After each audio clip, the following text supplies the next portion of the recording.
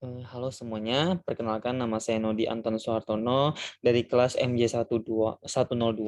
Kali ini di video kali ini saya akan membahas tentang produk yang mengandung struktur pasar monolistik, yaitu ujian akhir semester dari mata kuliah ekonomi mikro.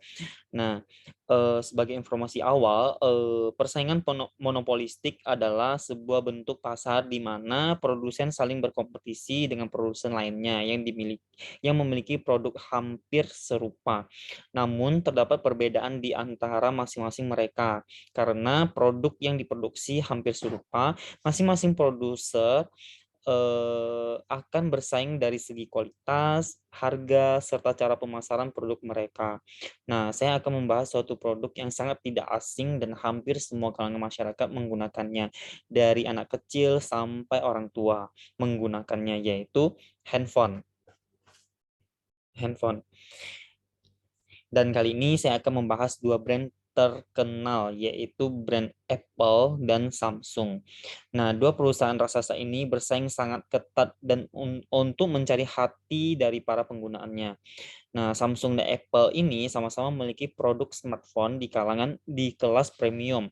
Nah, Samsung memiliki lini Galaxy S dan Note, sedangkan Apple memiliki iPhone dan berbagai variannya. Nah, persaingan kedua merek ini di wilayah smartphone sudah berlangsung lama. Bahkan mereka pun sempat saling tuntut di meja hijau dan berlangsung sejak tahun 2007 sampai 2018 di berbagai negara. Kebanyakan mereka itu menuntut soal hak paten desain. Nah, tidak jarang pula persaingan mereka menjadi simbol persaingan antara Android dan iOS. Nah, pada tahun 2007, Apple mengeluarkan smartphone pertama yang mengubah dunia saat itu, yaitu iPhone. Nah, iPhone sangat merubah dunia teknologi ketika itu karena iPhone dikenal sebagai smartphone pertama yang dapat melakukan panggilan telepon, menerima pesan teks, dan mengirim email dalam satu tempat. Alat itu yang unik hanya dengan usapan jari membuat sorokan yang sangat meriah ketika peluncurannya pertama kali. iPhone merubah industri ponsel saat itu. Setelah itu, iPhone hadir setiap tahun dan dengan teknologi yang berkembang. Nah, kemudian Samsung memulai produk smartphone pertama mereka 2 tahun setelah peluncuran iPhone pertama kali.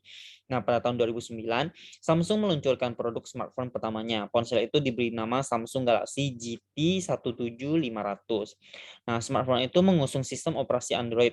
Kemudian pada tahun 2010, Samsung mengeluarkan Samsung Galaxy S yang sukses di pasaran. Nah, pada tahun 2011, Apple mengklaim bahwa Samsung mencuri inovasi Samsung dalam pembuatan smartphone-nya. Nah, Samsung Galaxy S ini milik Samsung ini dianggap meniru desain dari iPhone 3GS. Nah, salah satu hal menarik dari perang ini adalah sisi desainnya. Nah, kita tahu kalau produk Apple sering menjadi trendsetter, bahkan iPhone boleh dibilang menjadi pondasi smartphone masa kini.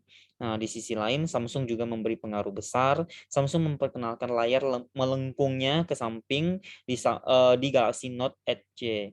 Nah, desain ini kini menjadi salah satu standar smartphone premium Samsung dan diikuti oleh merek lain seperti Oppo, Vivo, Realme, dan lain-lainnya.